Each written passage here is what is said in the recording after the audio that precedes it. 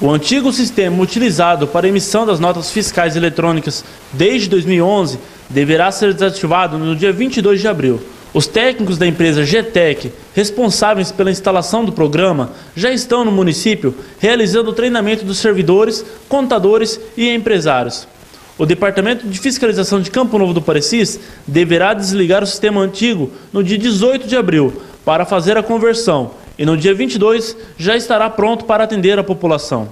Já visto que o contribuinte precisa ter mais comunidade, mais facilidade em desempenhar seu contato entre nota fiscal eletrônica, e a gente procurou agora, como foi abrir uma nova licitação, uma empresa ganhou com uma tecnologia mais moderna, mais eficaz, e a gente agora, dia 17 às 18 horas, a gente está fazendo a troca do sistema, então vai sair fora o sistema.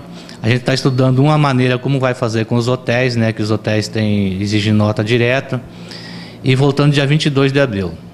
A gente já mandou um comunicado para os contadores em mãos e no portal da nota fiscal eletrônica, que hoje está em funcionamento, tem um comunicado para cada contribuinte.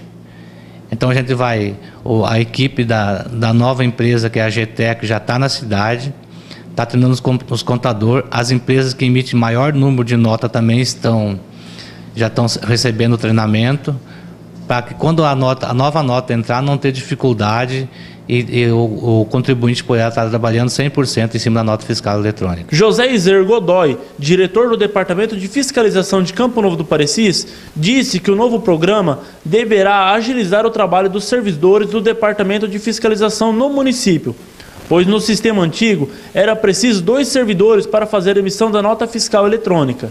Além disso, a mudança trará mais agilidade na hora da emissão da nota fiscal. Para agilizar mais, e hoje os sistemas têm que acompanhar uma tecnologia de ponta, né? Então a gente está procurando trazer para o contribuinte o maior acesso,